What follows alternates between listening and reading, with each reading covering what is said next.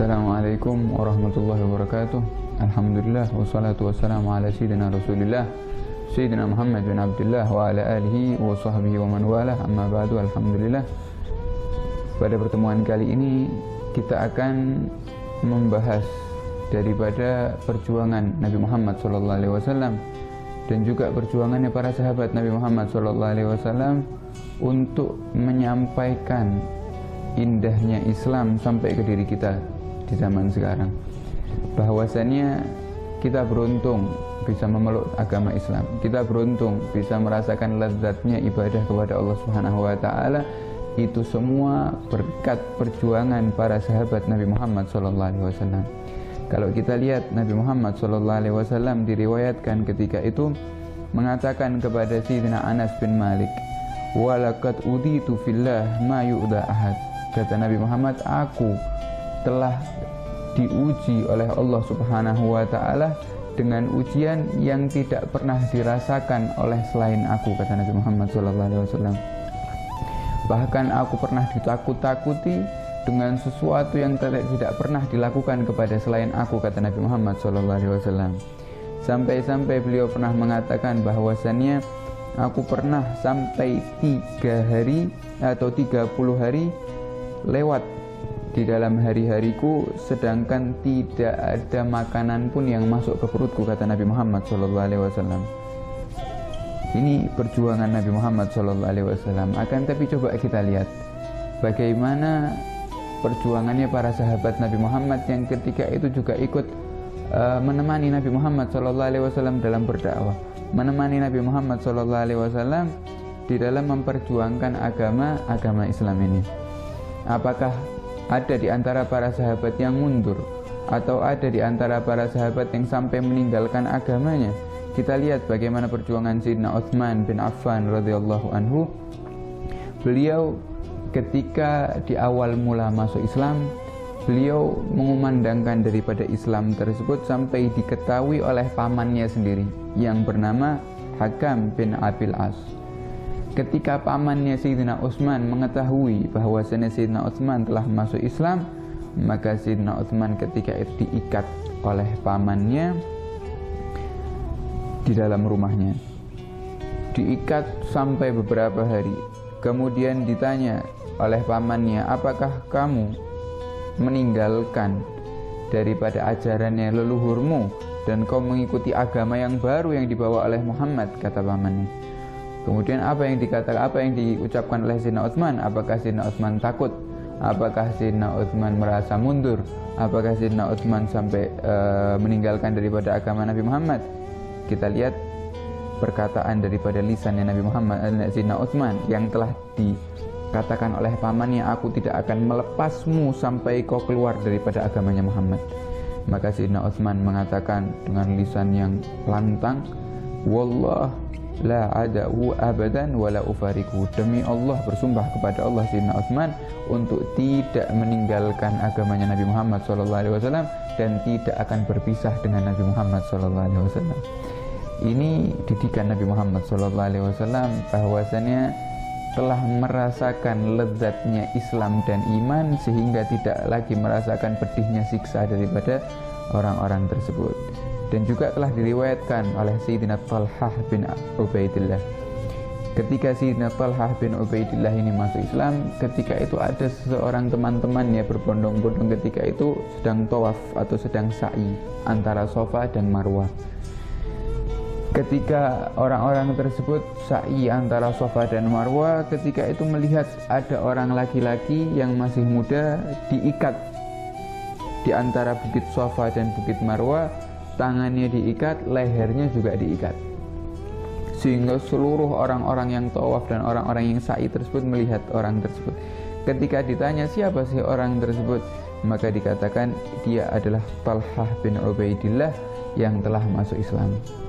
Sayyidina Talhah setelah masuk Islam mendapatkan hinaan seperti itu, mendapatkan siksaan seperti itu, akan tapi sama sekali tidak pernah mengeluh di dalam agama ini, tidak pernah mengeluh kepada Nabi Muhammad SAW, karena mereka semua merasakan lezatnya Islam, indahnya Islam telah diberikan oleh Allah Subhanahu wa taala di dalam hati mereka.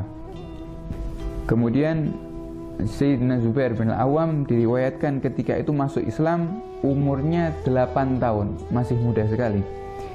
Dan beliau berhijrah umurnya 18 tahun. Dikisahkan ketika beliau masuk Islam, diketahui oleh pamannya Zubair bahwasanya Zubair adalah orang yang sudah beriman kepada Nabi Muhammad SAW. Maka diikatlah itu Zubair, kemudian diletakkan di bawahnya api atau yang sangat panas sehingga uapnya tersebut membakar tubuh Sayyidina Zubair bin Al-Awwam. Sedangkan pamannya mengatakan irji ilal kufur, kembalilah wahai Zubair kau kepada kekufuran, alias keluarlah daripada agama Muhammad. Maka apa kata Sayyidina Zubair? Sayyidina Zubair mengatakan la akfur abadan, aku tidak akan kafir sama sekali, kata Sayyidina Zubair bin Al-Awwam. Begitu juga sama yang dirasakan oleh Sayyidina Bilal bin Rabah, yang mana beliau dikatakan man azhara islamahu awwalan ma'ahu alaihi salatu wassalam, orang yang menampakkan keislamannya daripada umat Nabi Muhammad SAW. Dan juga beliau termasuk orang yang paling banyak merasakan pedih dan juga siksaan daripada orang-orang kafir Quraisy. Bahkan diriwayatkan di dalam penyiksaan Sayyidina Bilal ketika itu ditelanjangi oleh orang-orang kafir Quraisy, kemudian dipakaikan baju dari besi, kemudian dijemur di terik matahari ketika itu yang sangat panas. Bahkan di atas punggung Sayyidina Bilal ketika itu diletakkan batu yang sudah dipanaskan dari api. Dan daripada siksaan tersebut ditali itu lehernya Sayyidina Bilal bin Rabah dan digiring menuju berkeliling di kota Mekah, dihinakan sampai seperti itu. Akan tapi apa yang keluar daripada lisan Sayyidina Bilal bin Rabah, Sayyidina Bilal bin Rabah yang keluar daripada lisan beliau hanya mengatakan ahadun ahad, Allah Allah, ahadun ahad. Ketika ditanya kenapa kau mengatakan seperti itu, iya karena ketika aku mengeluarkan kalimat ahadun ahad, aku telah merasakan nikmatnya, lezatnya berzikir, yang mana lezat tersebut sampai menghilangkan atau melupakan rasa sakit yang aku rasakan daripada siksaan tersebut. Ini Sayyidina Bilal bin Rabah. Dan juga kalau kita membahas perkara seperti ini, kita tidak akan lupa dengan salah satu keluarga yang sangat mulia yang telah dijamin oleh Nabi Muhammad SAW. Dia beserta keluarganya semuanya akan dijamin oleh Allah masuk surga.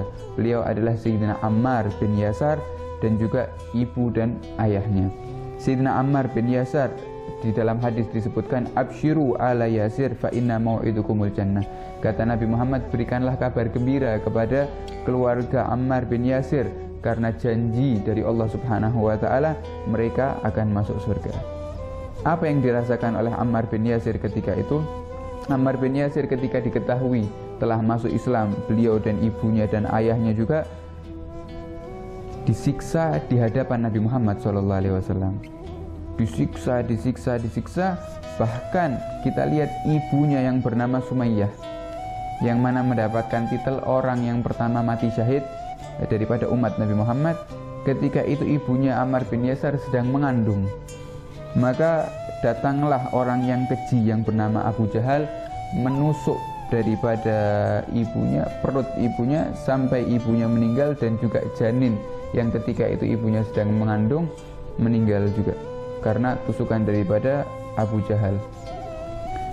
Begitu dia dilakukan oleh orang-orang musyrikin untuk menyiksa orang-orang muslim agar mereka murtad. Akan tapi mereka daripada para sahabat Nabi Muhammad tidak ada yang mundur karena mereka mengetahui bahwasannya yang dibawa oleh Nabi Muhammad adalah hak, dan janji Allah Subhanahu wa taala untuk orang-orang yang beriman adalah surga bersama Nabi Muhammad SAW.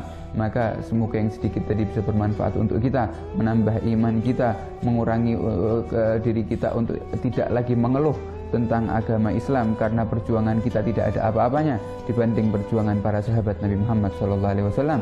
Wassallallahu ala sayyidina Muhammad wa ala alihi wasallam. Wal afu minkum. Wassalamualaikum warahmatullahi wabarakatuh.